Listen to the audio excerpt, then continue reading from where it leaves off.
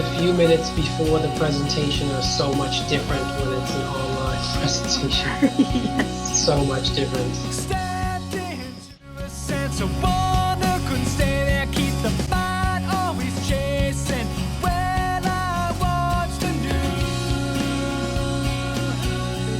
People can join in if they arrive coming. So we'll welcome everyone to another Research Software Network meeting.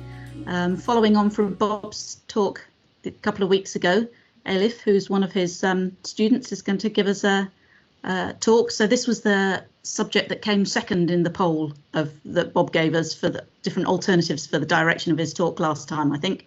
So looking forward to your talk. And so what I will do is I'll have the chat on, so if anyone's got any questions you can post them in the chat. And are you happy to be interrupted, Elif, or would you rather? Yeah.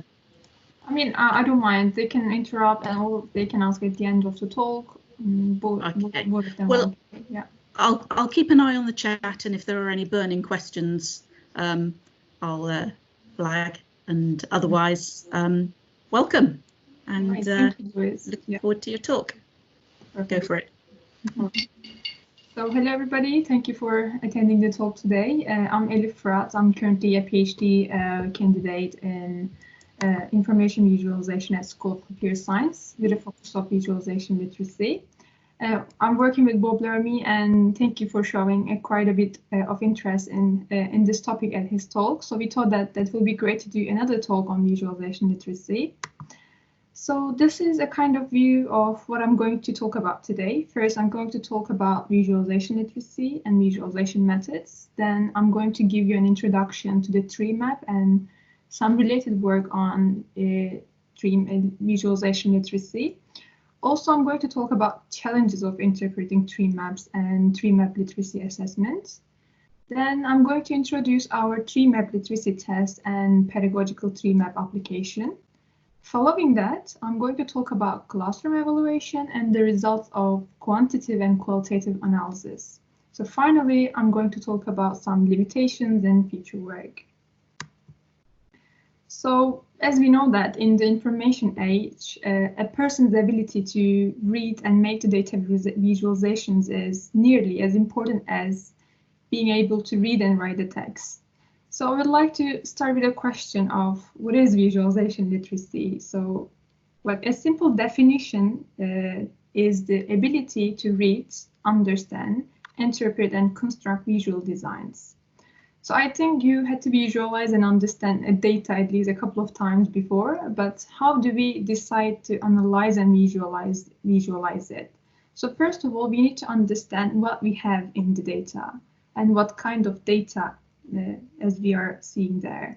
So as you can see on this table, there's a multidimensional data, and we can see that there are text and numeric measures in the data set. So we call numeric measures as quantitative, and text labels describing the nature of the data, such as name or age, as categorical. So we know that we see different data types, and for each data type, we have a visual design, like at least a visual design to display it, to see the pattern and relationship between the data variables. So we can see that different data types as hierarchical, network, multidimensional, or geospatial data. So I'm going to show some example for each visual design in the next slide. So as you can see on the top left corner, you can see a core plot map. This display the geographical regions that are colored in relation to the data variable. So this provides a way to visualize values over a geographical area. So next to the categorical map, core plot map, you can see flow maps. You see the arrows. It shows the movement of the information from one location to the another and their amount. And if you look at the design under the flow map, which is a Treemap, Treemap is for visualizing the hierarchical data, and each category is assigned a rectangle, and with their subcategory rectangles which are nested inside of it. And next to the tree map, we see, like in the center of the slides, we see a sunburst chart. So this type of visualization shows hierarchy through a series of ranks, and that are slides for each category nodes. So each rank and on the design corresponds to a level of hierarchy. So next to the sunburst chart at the left side of the page, you see a parallel coordinates. So it's used for plotting the multivariate data. So for example, in the next slide, I show you a multidimensional data in this table. So you can use parallel coordinates to visualize this data and see the relationship between data variables. So let's go back to the images again. So if you look at the parallel, the design under the parallel coordinates, which is a word cloud, a visualization method displays how frequently words appear in a text. So by making the size of each word proportional to its frequency. And next to the word cloud, you see a network. So this one is this chart shows how things are interconnected through the use of nodes and links. Link the lines to represent the connection using these nodes. And the last one at the right bottom of the screen is scatter plots. It shows a collection of points placed in a Cartesian coordinates system. It displays the values from two variables, for example, in this x and y axes, to detect if there's a relationship between these two variables. So these are the example visual designs that you, after you analyze your data, you can pick one of them to visualize your data according what you want to see on a chart. So, and we mentioned about some different visual designs, but are they really popular in our daily lives? So a previous work studied visualization literacy, identified 12 most popular visual designs. So we can also say that most frequently used designs. These are collected from different sources like data visualization authoring tools, newspaper articles, and the K-12 educational programs. So, and you can see that these are most frequently used designs, and one of them is a Treemap.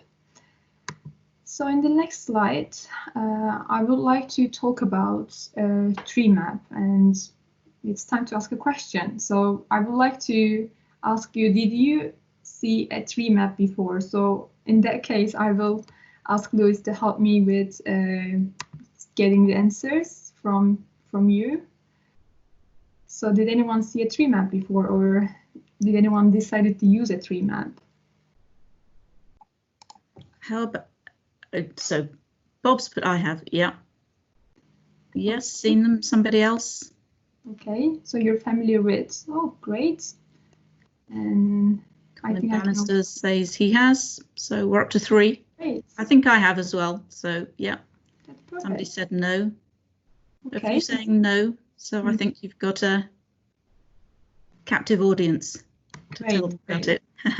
I'm happy, so I will explain Treemap with all details, and this talk will focus on Treemaps and Treemap literacy. So Treemaps are an efficient way to represent hierarchical data. So, but displaying large hierarchical data sets increases the complexity of the Treemap and causing difficulty in Treemap comprehension. But there are more barriers to Treemap understanding because of differences of the Treemap. Treemaps can be viewed as more complex to the other visual designs. So I will explain these different features of the Treemap in the next slide. So, but before that, I would like to talk about the contributions we have done in our work. So first of all, we investigated the barriers to Treemap understanding and literacy. And the second one, we developed a Treemap visualization literacy test. And also we develop a novel pedagogical application that facilitates both teaching and learning of Treemaps and advances Treemap visualization literacy. And also, I skipped that one. So I would like to talk about some related works like visualization literacy, quite a new working like a new area, but there are a couple of studies work on visualization literacy before, like for example, Boy et al. Develop a method to identify users' visualization literacy level. Alper et al. Introduce an online platform to improve visualization literacy for early education. Kwon and Lee focus on teaching in parallel coordinates, while Fuchs et al. Assist both learning and teaching clustering algorithms using scatter plots. And the other one is Lee et al. Presented visualization literacy assessment tests. And if you remember, I show you 12 most frequently used visual designs. And this image comes from this paper.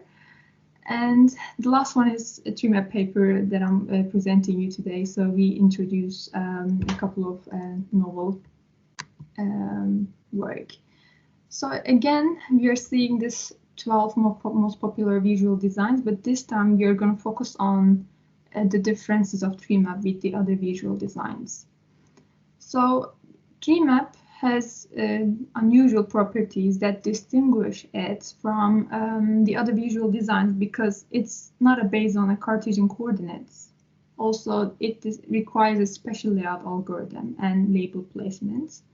Also, Treemap displays hierarchical data, and that's why focusing on a Treemap literacy was a novel idea. That's why we picked Treemap and work on and focus on Treemap literacy. But if we need to talk about challenges of interpreting Treemaps, so we identify and studied the challenges that prevent user from interpreting and comprehending Treemaps correctly. So we came up with five barriers to the successful Treemap interpretation. So the first one is hierarchy.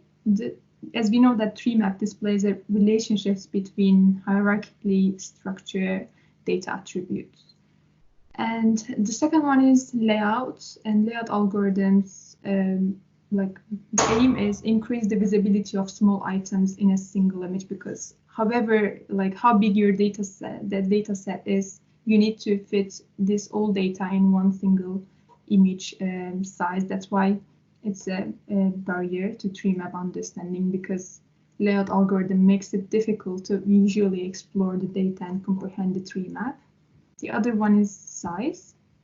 The larger data set size is more difficult to understand because more rectangles cause higher visual complexity.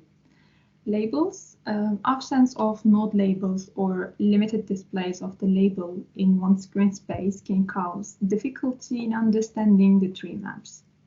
The last one is legend. So a color legend can be used to represent value ranges visually. The absence of a color scale next to the Treemap so can lead the barriers to Treemap understanding. So these are the barriers to Treemap understanding our hypothesis. So we are going to look at this later on again. And we decided to study Treemap examples of the students because Bob was teaching information visualization, data visualization class previously, and he has very long experience in this area. That's why we thought we should study students' Treemap examples by looking at historical results of the information visualization assignments in 2018 and 2019. Of course, the aim was to explore how effective they were at creating Treemaps. So, like, we also wanted to investigate their strengths and weaknesses of students on their Treemap literacy. So in 2018, they were required to create 5 different visual designs for a given data set, which was public health data of England. And in 2019, we followed a similar way, but this time we specifically asked them to create Treemap using the Project Tycho dataset, which is a health dataset. So this assessment kind of enable us to this assessment enable us to see the barriers are real, are they correct or not. And also we work on a criteria, and the criteria consist of questions examining which Treemap features are understood by the students, such as hierarchy, internal nodes, leaf nodes, labels or legends, or color mapping. So I'm going to show you some results from 2018. I hope you can see clearly all the criteria on the left side of the image. And I need to zoom a little bit to see clearly. So as you can see that on the left side, we on this histogram, there are 85 students in total submitted. There are 85 students enrolled, but only 68 of them submitted a Treemap design, and 58 of them just stated correctly what the color was mapped to in their design. And also, however, only 33 students could describe what the internal node size was mapped to. These are important topic. And the other one, some 16 Treemaps didn't feature a critical feature of a Treemap, which was the data hierarchy. I mean, if you don't provide any data hierarchy in an image, it doesn't count as a correct Treemap. Also, 26 students didn't provide any legends, and only 44 of them share a correct unique observation. I'm not sure you see it properly in 2018. So, as you remember, next year in 2019, we specifically asked them to create Treemap, and we also provide these all questions to them to follow while they're constructing a Treemap.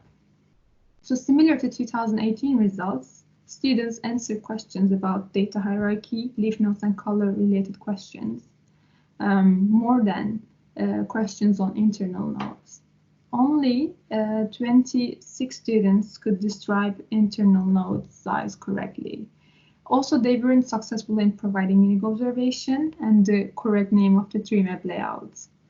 So this investigation on Treemap literacy provides us insight into student Treemap literacy skills, and also enhances our knowledge on what they struggle at most while creating a Treemap. And after we did this assessment in both years, we decided this evidence guided us to develop our visualization educational application, Treemap educational application. And before that, of course, we decided to create a Treemap visualization literacy test. So we wanted to test their skills by giving them a visualization literacy test on Treemaps. So before doing that, before creating visualization literacy tests, the aim was, as I said, to improve and the aim was to measure users' Treemap literacy skills and identify the barriers. And after that, we try to choose correct and suitable Treemap examples with a diverse Treemap design to test users with varying level of Treemap literacy. And also this Treemap has to offer a correct hierarchical data structure. And of course, it should show labels and legends clearly. Also, this Treemap images should be high quality images. And after we after we make sure that we have examples and questions, we use Qualitative, which is a very popular online survey platform, to create an online test. I'm going to show you a video. So this is a video, but I think I will unmute it and show you. I don't know, I can't see how I can unmute it. Yes, I think this is fine. So I'm going to show you the test and you can see how it looks like and to have an idea. So as you can see that we provide one Treemap image, and above the image we provide a description about the Treemap and a multiple choice question. So first participants read the description and read the question, and then answer the question and go to the next question after answering the question. Yeah, this is an example question from the test through Qualtrics. And then we can go to the next slide for the visualization, educational education Treemap pedagogical application. And we also design a novel pedagogical application. The tool facilitates both teaching and learning of the Treemaps and advances Treemap visualization literacy. And this video just kind of explained, but again, I would like to explain everything instead of watching the video. So the goal of creating this instructional Treemap application is to improve Treemap literacy. Normally, in a normal condition, lecturer only explain a Treemap and Treemap features on a 2D image, but our aim was to just kind of provide an active learning experience in the classroom rather than showing a traditional tree structure and Treemap on the slides. And the Treemap application, as I said before, facilitates understanding of the hierarchical data structure and supports the correct observations by displaying the data correspondence between tree view and the Treemap. And on the software, we display a historical health data set called Project Tycho, which is provided by Pittsburgh University. And this data was recorded during 125 years. And it was recorded weekly. That's why it's as you can imagine, it's a very large data set. And also on this tree view, you can see that US, which is the top level on the tree view, divided to 5 regions in the US to build the hierarchy. And when the rectangle is highlighted via mouse over, I can also play the video and you can see how interactive we use the tool for understanding the Treemap. So when rectangle is highlighted via mouse over on the tree view and the corresponding rectangle on the Treemap is highlighted, and the internal node can be expanded, and as you can see, you will see in 2 seconds that it will be expanded to the subdividing the region. Sorry. When the internal node can be expanded by subdividing the region. If the region is rectangle is clicked, as you will see here, and another layer of the Treemap and individual states in the region are going to be obtained. So this gives a field of layout process. And as you can see now, we are seeing states on the US after subdividing the regions. And when we subdivide the states, we can see years for this state. And this gives a field of layout process, as I said, like all the rectangles are laid out and nested one in another. So we can also change the disease type, and also we can change the color scale on the image.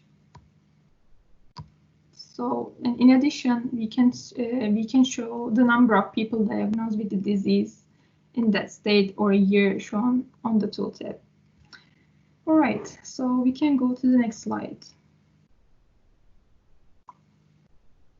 Right.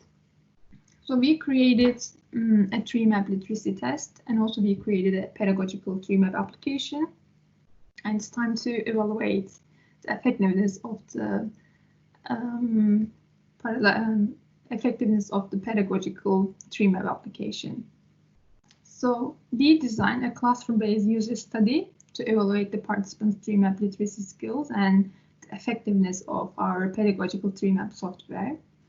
We provided our Treemap visualization test as pre and post test. So basically, we have similar 2 tests, and then we ask the student to answer the questions before starting the tutorial session. So we described the procedure, first of all, we hired 25 participants between computer science students. And after we describe the procedure of our study, and then we provide all participants with the pre-test at the beginning, pre-test questionnaire. After the completion of the pre-test, we randomly sample half of the participants to be allocated to the software group and the slides group. And then we ask slides group to wait in another room while we are giving the pedagogical Treemap application to the student and give some time to interact with it. So first of all, we demonstrate how it works, and then we allow them to interact with the software. And after that, we invited slides group to the classroom, and we asked software group to wait in another room. So the participants from the slides group was shown only traditional Treemap slides used for teaching Treemap concepts. Upon the completion of two individual sessions, all participants were given post-test questionnaire, and both software and slide sessions were, of course, it took only 20 minutes. And before completing the user study, we asked them 12 interview questions about their background and the test questions and the Treemap software. After we completed our user study, we analyzed it. So we have two different analyses. The first one is quantitative and the other is qualitative.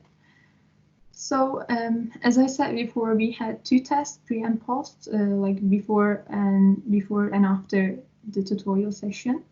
So in the pre-test results, didn't differ significantly between two groups of students. Students in the slides group answered to 62% of the question, while software group answered 72% of the questions correctly. In the post-test, 79% of the slides group participants answered correctly, while 89% of the software participants in the software group answered the questions correctly. So overall, we can say there's no significant difference between two groups of the participants with the regards of their improvement on their Treemap literacy. But both groups have seen average by 17% improvement in their results from pre-test to post-test. And also we classify the questions based on Treemap features. If you remember, like I talk about these features like in the classroom evaluation, while I'm explaining the assessment results. So these are hierarchy, leaf nodes, color, label, and layout algorithm. So, and we wanted to understand where they struggle at most to comprehend Treemaps. And of course, I will going to show you another image in the next slides about classification. But here I can say that software group performed much better in questions related to color, leaf node, and layout algorithm comparing to pre-test results. Slides group. So in the qualitative analysis. So we conducted a thematic analysis using the feedback gathered from the interview about the literacy test and the Treemap tool. We identify 5 different teams as a result of thematic analysis.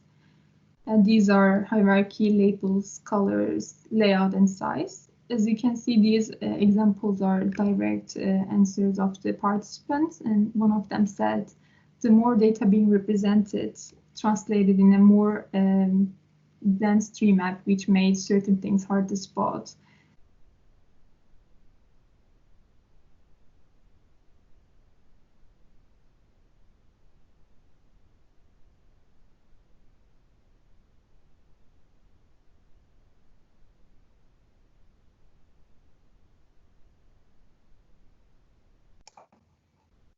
Elif, you've muted yourself.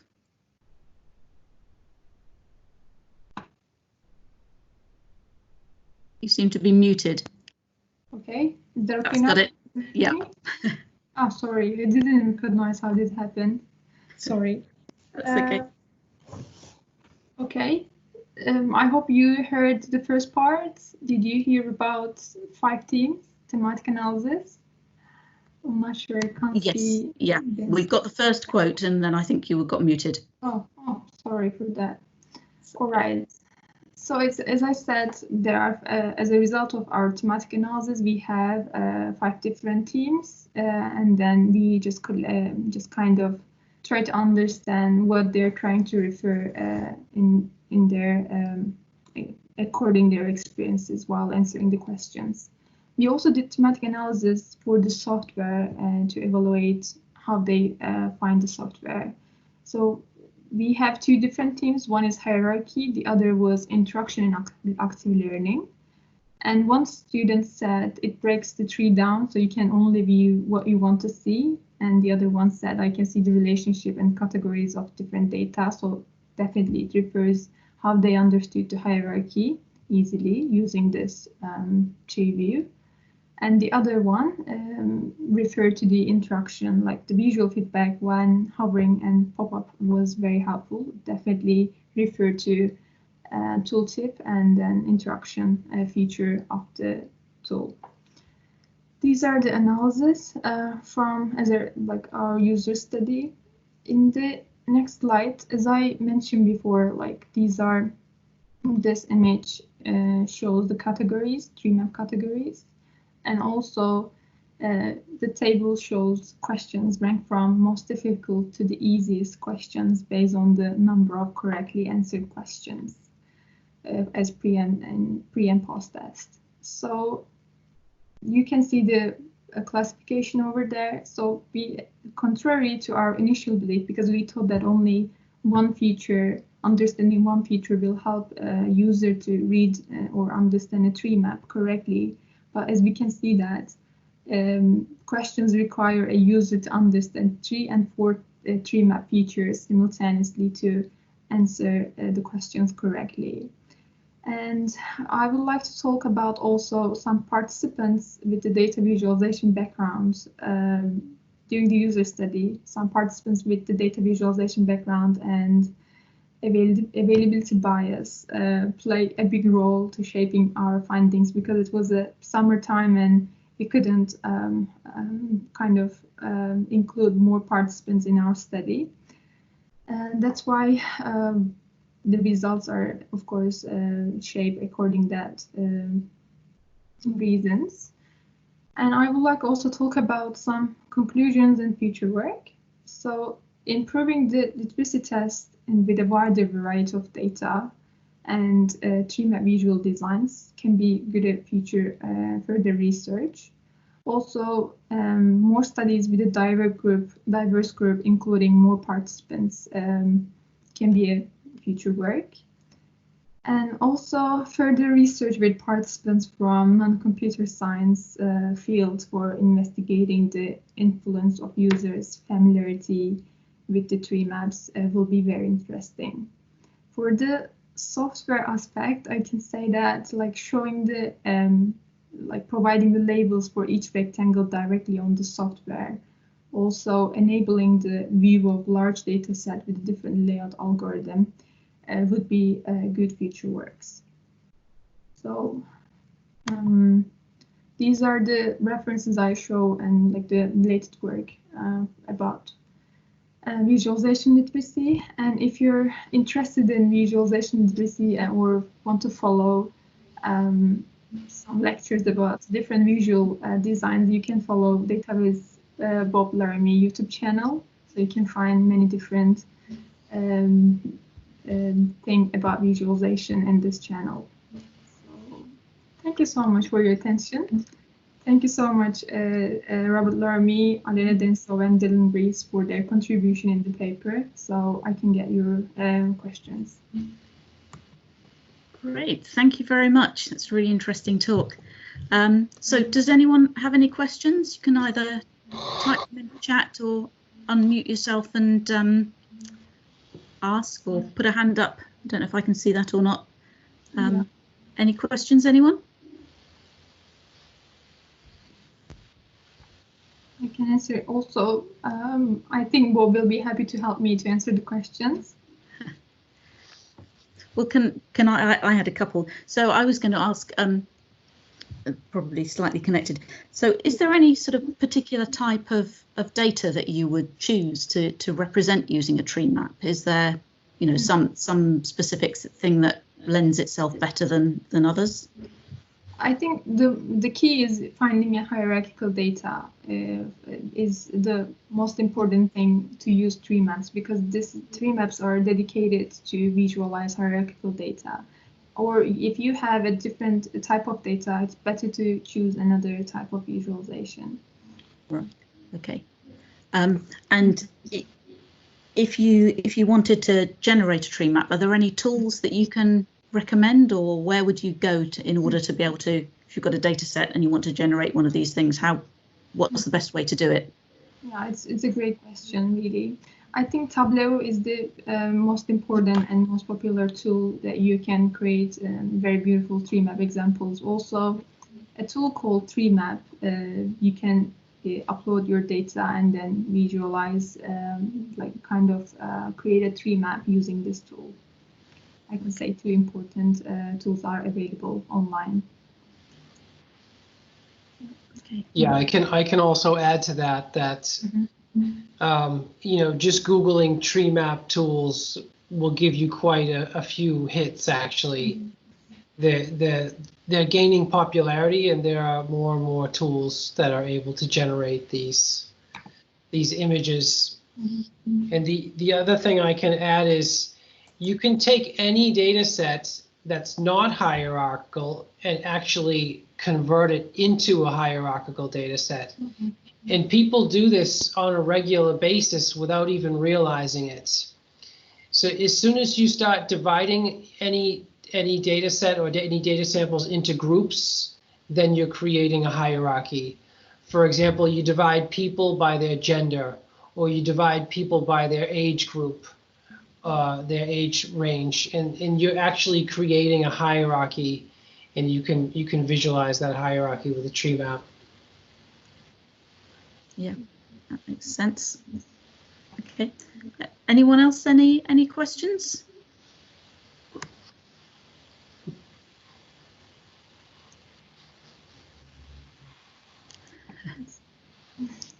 We don't appear to have at the moment. I'm sure if people want to get in touch with you, then, and if they think of questions later, that you'll be able to answer those then. Yeah, definitely. Yeah. So feel free to email me if you have any questions. Yeah, I'd be happy to answer. Okay. Also, I'd like to mention that if you're interested in seeing this presentation again, Elif has given versions of this presentation already. Those are also on the DataViz YouTube channel. If you're interested in seeing the software that she developed that shows the correspondence between the traditional tree diagram and the Treemap layout, there's also a demonstration video of that on the DataViz YouTube channel and some other related tutorials. Brilliant. And there's also a playlist just dedicated to data visualization literacy. So if you're interested in the topic of data visualization literacy, it's also a good place to have a look. Right, that's really useful. Thank you. So no more questions, anyone? Apparently not. Sorry. Thank you for your presentation. Which language have you used to develop that Treemap visualization? I use C++ on the using a Qt framework. Thank you. And is it any, sorry, I'm interrupting. Is it any limitation in terms of the size of the data to visualize in terms of like, is it big data or like the size? Yes, actually it was very large data set, but we solved this problem by dividing it to the different diseases, and then we also combine a weekly data set to the years. Like we just kind of, instead of using week, we just use only years worth of data. Yeah, I can also add something. I can add something there. There are some fundamental limits to Treemaps. There's a technical limit, and the technical limit is the number of pixels available on your screen, right? You cannot show more data samples than there are available pixels on your screen, right? And the technical limit can be addressed by zooming in and out of the hierarchy. A tree map is a dynamic visualization, so you can actually zoom in and out and get different levels of detail depending on which level in the hierarchy you're looking at. The other limit is a perceptual limit, and it's not necessarily tied to the number of pixels, or somehow it's tied to the number of pixels on the screen. But the basic question is, how many pixels do you need to see in order to be able to perceive a rectangle on your screen? Right? In order just to be able to see and perceive a rectangle, it has to occupy a certain amount of screen space, or which could be counted in pixels. It doesn't have to be counted in pixels, but it could be. And in fact, we did a very closely related user study to this question. It was done by Liam McNabb, actually, and he studied how big does a polygon have to be on the screen in order to be perceivable. And you can find his work on the Dataviz YouTube channel too, and all sorts of information related to that user study and how he did it and so on. Yeah. Thank you. Great. Anyone else?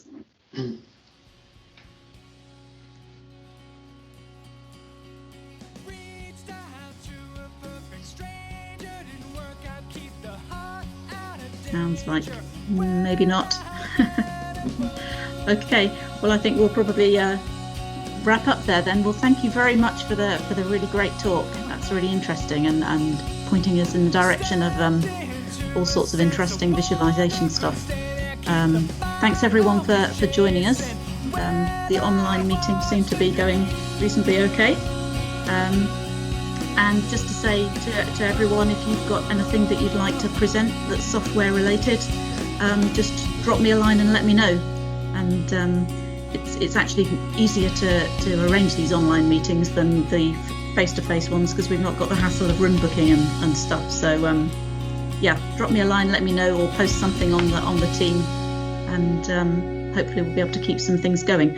One thing I would just say is there's it's a bit of a plug really. The RSE conference isn't happening this year, but instead there's going to be a set of online meetings called SOURCE, which is a very tenuous acronym, which I think is series of online research software events. Pretty tenuous acronym, but they're taking applications for presentations. There's a rolling deadline over the next few months, and you can find them on the details on the UK RSE website, or I'll post it on the team again. Actually, I have done a while ago. And the kick-off event for that is at the moment planned to be September the 4th, with a couple of keynote speakers, and then there'll be a series of workshops and talks and other sessions. So I'll keep you posted about those in the team. But if anyone wants to submit an abstract, then you're more than welcome. We're having a slow trickle of applications, but we've got more slots to fill. So that's just a plug for that, really. I'll post the details again in the team channel. Okay. Grand, thank you for inviting me, and thank you everyone. Yeah. Well, thank you very much for presenting, and go and enjoy the sunshine, everyone. Have a good weekend. Thank you, Louise. Okay. Thank you. Bye.